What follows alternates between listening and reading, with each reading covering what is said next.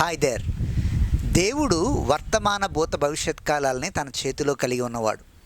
అందుకే దేవుడు ఎప్పుడు కూడా మనుషులు ఆశ్చర్యపడినాడు, దేవుడు ఆశ్చర్యపడ్డావు. ఆశ్చర్యపడేవాడు మనిషి, ఆశ్చర్యపడనివాడు దేవుడు. ఎందుకంటే దేవుడు మానవ జీవితాల్లో జరిగినవి, జరుగుతున్నవి, జరగబోయేవి అన్నీ ఒక్కసారే చూసినవాడు దేవుడు. ఈ దేవుడు యెషయా గ్రంథంలో ఒక మంచి మాట ఆయన అంటూ ఉన్నాడు. అదే ఉదయకాలం నేను మీకు ప్రోత్సాహకరంగా అందించాలని ప్రభు చేత ప్రేరేపించబడుతున్నాను. యెషయా గ్రంథం 65వ అధ్యాయం 16-17 వచనాలు మీరు చూస్తే రెండు ప్రాముఖ్యమైన విషయాలు మనం గమనించవచ్చు. పూర్వము కలిగిన బాధలు నా దృష్టికి మరవబడును, అవి నా దృష్టికి మరుగవును.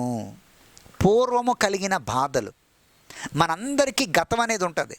ఆ గతంలో చాలా బాధలు, చాలా వేదనలు, చాలా గాయాలు ఉంటాయి.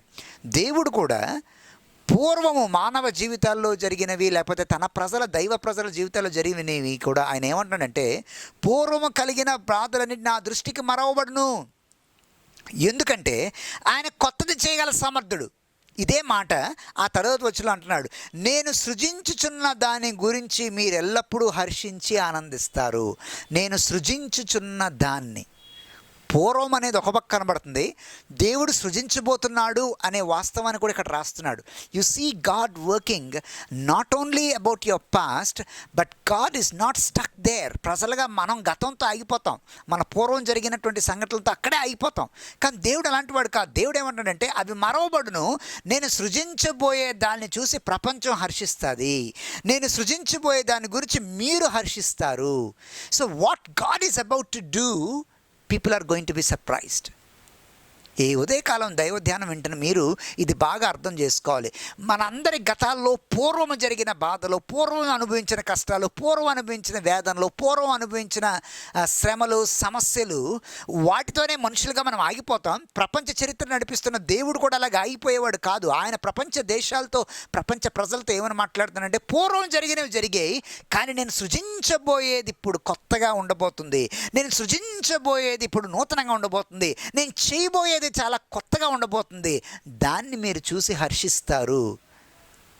So God is about to do something new. God is about to do something new. ఎందుకంటే నూతనంగా చేయగలిగే శక్తి, సామర్థ్యం దేవునికి తప్ప ఎవరికీ లేదు.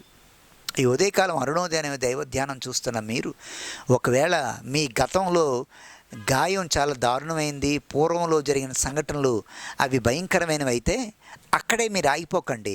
ఈరోజు ఈ వర్తమానం వింటున్న మీరు, ఈ దైవ ధ్యానం చూస్తున్న మీరు దేవుని నమ్మండి. ఎందుకంటే ఆయన సృజించబోయేది నీ కన్నులకు ఆశ్చర్యంగా ఉండబోతుంది.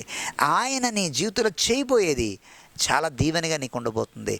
ఆయన నీ నుండి తీసుకురాగలిగేది నీకే ఆశ్చర్యాన్ని కలిగిస్తుంది. ఈ అరుణోదయం అనే దైవ ధ్యానం చూస్తున్న మీరు ప్రభువులో ప్రోత్సహించబడాలని, దేవునిలో ఒక పూర్వం, దేవునిలో ఒక భవిష్యత్తు, in God the past and in God the future, రెండింటినీ శాసించే మహనీయుడు మన దేవుడు.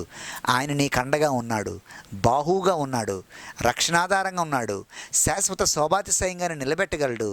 ఇంత గొప్ప దేవుణ్ణి కలిగిన నీవు ధైర్యంతో ఈ రోజున ఎదుర్కో. ఆయన ఇవ్వబోయే గొప్ప భవిష్యత్ నిన్ను స్వాధీనపరచుకో. అట్టి కృప దేవుడు మీ అందరికీ దయచేయునుగాక. ఆమేన్.